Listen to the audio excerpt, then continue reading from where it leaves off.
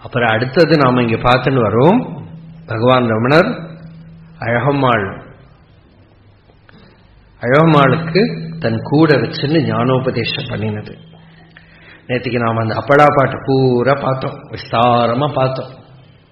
எப்படி மெதுவா உபதேசம் பண்ணி ஞானோபதேசம் பண்ணி அம்மாவோட மனசை சுத்தம் பண்ணி ஸ்புடம் பண்ணி பக்குவம் பண்ணி எடுத்துட்டே வந்தார். அப்படி வர தாயாருக்கு தான் எப்படி ஒரு தாயார் தன் பிள்ளைன்னு அவகாசத்தோட இருக்கிற வரை திரும்பியே பார்க்கல. என்னக்கா ஏதாவது ஒரு ரிலேஷன்ஷிப் மனசுல இருக்கிற வரைக்கும் ஞானோபதேசம் பலிக்கவே பலிக்காது. இவர் என்னோட பிள்ளை, இவர் என்னோட தம்பி, இவரோட அண்ணா, இவர் எனக்கு சொந்தம் அப்படி நினைக்கிற அந்த பாவம் இருக்கிற வரைக்கும் உபதேசம் பலிக்கவே பலிக்காது. அந்த குரு தத்துவத்தை பார்க்கிற வரைக்கும் உபதேசம் பலிக்காது. அதனாலதான் பெரும்பாலும் அவாவா சொந்தத்துல ஒண்ணுமே பண்ண முடியாது சாதாரணமா. அதனால அது வரைக்கும் வெயிட் பண்ணிட்டே இருந்தார். தாயாருக்கு தன் மகன்கிற பாவம் போய் மகர்ஷி கிட்ட ஈஸ்வர தர்சனம் ஏற்படுற வரை வெயிட் பண்ணிட்டு இருந்தார். அதுக்கப்புறம் மெதுவா அம்மா அது தன் மகன்கிற பாவத்தை விட்டு நடந்துக்க ஆரம்பிச்ச உடனே ஆச்சரியம் என்னன்னா, இவர் மகன் மாதிரி நடந்துக்க ஆரம்பிச்சார், பிள்ளை மாதிரி நடந்துக்க ஆரம்பிச்சார். அம்மாவுக்கு வேண்ட சேவையெல்லாம் பண்ணி மேல எங்கேந்தோ தீர்த்தத்தை கமண்டத்தில் எடுத்து குளிப்பாட்டணும், உடம்பு முடியல. அப்படி ஸ்கந்தாசிரமம் விரூபாட்ச குகையில இருந்தா 16 வருஷம். ஸ்கந்தாசிரமத்துக்கு மேல ஏறி போய் ஸ்கந்தாசிரமம் அங்க சின்னதா ஒண்ணு கட்டி அங்க ஒரு ஒரு பாறை இடுக்கு பேக்ல தண்ணி இல்லை. திருவண்ணாமலையில தண்ணி ரொம்ப கஷ்டம். ஆனா இப்ப தண்ணி அப்படி சமൃദ്ധமா இருக்கு. இப்போ இருக்கிற மழையில தண்ணி இல்லை. அங்க போய் ஒரு 2 பாறை இடுக்கு இப்ப கூட நீங்க போய் பார்த்தா அப்படி குற்றாலத்துல ஊத்துற மாதிரி ஊத்துறது. அந்த இடத்த நீங்க போய் பார்க்கலாம். இப்ப போன அந்த 2 பாறை இடுக்குல பகவான் ஏறி போய் தன்னோட தண்டத்தினால ஒரு குத்து குத்தினார். நடுவுல கொஞ்சம் மண்ணை நீக்கினான். தடதடான தண்ணி வெளியில ஊற்றிட்டு அந்த பரமேஸ்வரன் சிரசிலேருந்து வர கங்கை மாதிரி அருணாச்சலத்திலிருந்து ஒரு தீர்த்தவாரி வெளியில வர ஆரம்பிச்சது. அது இன்னைக்கு ஓடின்னு இருக்கு. வேனல் வந்தா வத்தி போயிடும். அந்த தீர்த்தம் கிடைச்சதுனால ஸ்கந்தாசிரமத்தில் போய் தங்க ஆரம்பிச்சார். மேல போய் மலை மேல போய் அது தங்கினா. அங்க தங்குற போது அம்மா பாட்டுக்கு ஆச்சாரம் ரொம்ப அனுஷ்டானம், சுத்தமா தானே சமையல் பண்ணிப்பா. இவா பிக்ஷை எடுத்துன்னு சாப்பிடுவா. இந்த பிக்ஷாரணம் எல்லாம் எப்படின்னாக்கா, தெருவில் போய் பிக்ஷை எடுத்துன்னு வர எல்லாம் பாட்டு பாடின்னு பிக்ஷை எடுக்க போவா. முதல்ல மகர்ஷி போயிட்டு இருந்தார். அப்புறம் எல்லாம் பக்தாலாம் போயிட்டு பிக்ஷை எடுத்துன்னு வந்துடுவா. எத்தனை பேர் இருக்காளோ அதுக்கு தகுந்தபடி ஜலத்தை அதுல விட்டுண்டு போட்டுக்கிறதுக்கு உப்பு இருக்காது. உப்புக்கல்ல நாக்கில் தேய்ச்சி போகலாம். உப்பு அதுல போடுறதுக்கு உப்பு இருக்காது. பிற்காலத்தில் ஆசிரமத்தில் சமர்த்தமா போஜனம் எல்லாம் நடக்கிறத மகர்ஷி சொல்லுவார். மலையில இருக்கிற போது கிடைச்சிருந்த கஞ்சி இருக்கே, அருணாச்சலேஸ்வரர் கொடுத்த பிக்ஷை, அது அமிர்தம். இதெல்லாம் டொனேஷன்ல வர சாப்பாடெல்லாம் விஷம்தான் அப்படின்னு. அது அமிர்தம்.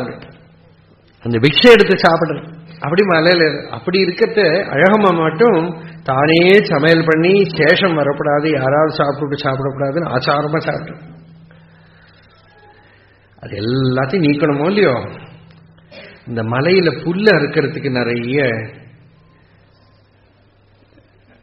ஸ்திரீகள்லாம் வருவா. அவள்லாம் அந்த காலத்து ஆச்சாரம், கீழே இருக்கிற குளத்தை கூட தொட மாட்டான். அவள்லாம் அந்த புல்ல அறுத்து புல்லு தலையில வச்சுண்டு ஸ்கந்தாசிரமத்தில் வந்தா சாமி அவளுக்கு தீர்த்தம் கொடுக்கும் அப்படின்னு சொல்லி, சாமி கொஞ்சம் தண்ணி கொடு சாமி அப்படின்னு நிப்பா. அவ வருவான்னு தெரிஞ்சு அவளுக்கு வெளியில ஒரு பாத்திரத்துல ஜலம் வச்சு கஞ்சி பண்ணி அதுல ஜீராமெல்லாம் பொடிச்சு போட்டு வச்சு எல்லாம் பண்ணி வச்சிருப்பா. கூழ் எல்லாம் கையில வாங்கி வாங்கி சாப்பிடுவான். ஒரு நாளைக்கு இந்த நிறைய ஸ்திரீகள் புல்லு அறுத்து நல்லா கொதிக்கிற வெயில், சாமி ஒரே தாகமா இருக்கு, கொஞ்சம் தீர்த்தம் கொடு, ரொம்ப பசிக்கிறது. அவளுக்கெல்லாம் தண்ணி கொடுத்து பசிக்கிறதுன்னா ஒன்றும் ஆகலை, பிக்ஷை இன்னும் வரல. அதுக்கு முன்னாடி ஒரு பக்தர் வந்தார். அந்த பக்தரை பற்றி சொல்லணும், அப்புறம் சொல்றேன். நான் குஞ்சுசுவாமிகள் அவர்கிட்ட அம்மா சமையல் பண்ணி வச்சுருப்பா, எடுத்துட்டு வர சொல்லு அப்படின்னு.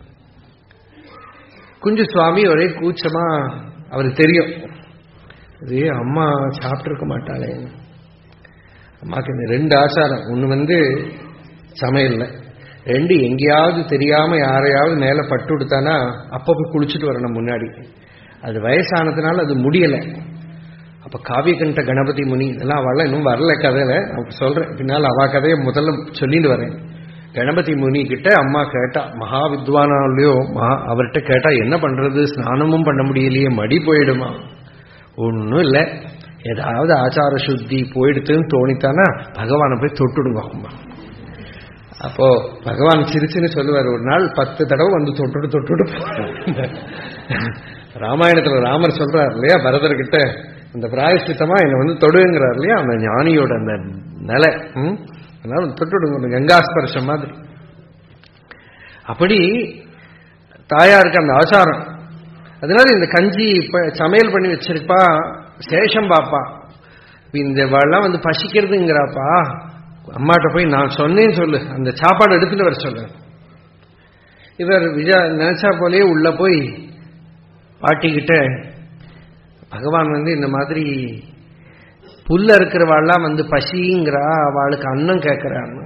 நான் சாப்பிடலையேன்னு. நான் திருப்பி குளிச்சு திருப்பி சமையல் பண்ணுமே. இவர் சொல்லிவிட்டார், அம்மா சாப்பிடலங்கிறா. ஓ, அம்மாவை வர சொல்ல. அம்மா வந்தாங்க. இவாளுக்கெல்லாம் ரொம்ப பசிக்கிறதா, நீ சமையல் பண்ணி வச்சிருக்கிய எடுத்துன்னு வா. அது சொல்லவும் தெரியல, உடம்பு முடியல, இப்படி கையை பச இப்படி நிக்கிறான். அப்போ இவாள்லாம் யாரு தெரியுமோ அப்படின்னா, ஒரு 10 பேர் நிக்கிறான். இவாள்லாம் யாரு தெரியுமோ, ரொம்ப சுத்த ஹிருதயம், ஆச்சாரங்கிறது ஒரு நம்பிக்கை, அவ்வளவுதானே, ரொம்ப சுத்த. இவாள்லாம் யாரு தெரியுமோ, அப்படி பார்த்தா சாட்சாத் அருணாச்சல ஸ்வரூபம். கண்ணுல தடதடா கண்ணீர் வந்துடுத்து. உள்ள போய் எல்லாத்தையும் எடுத்துன்னு வந்தா, எல்லாரையும் உட்கார வச்சு பரிமாறினா, சாப்பாடு போட்டா, அதோட போயிடுத்து.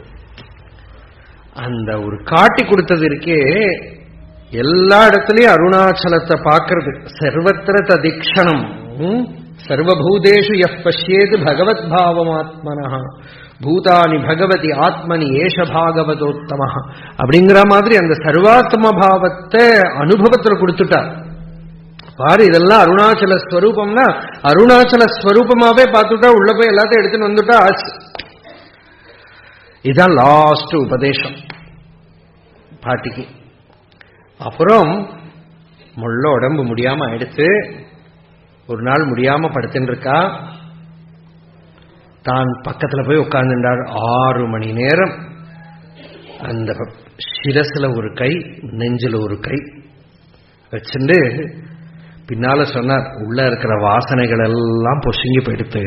எல்லாரும் பாடிட்டு இருந்தா, அக்ஷரமணமாலே வேத மந்திரங்கள், ராமநாமா ஏதோ நடந்துட்டு இருந்தது.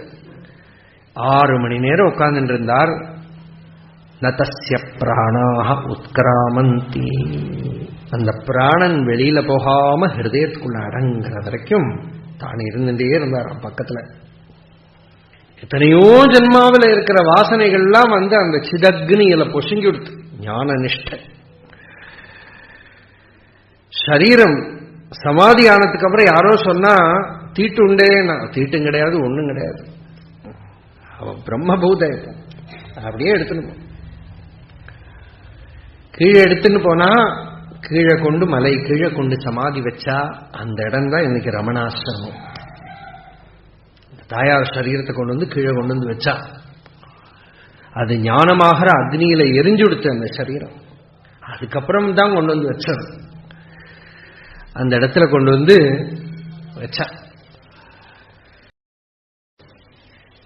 இதுக்கு முன்னாடி விரூபாட்ச குகையில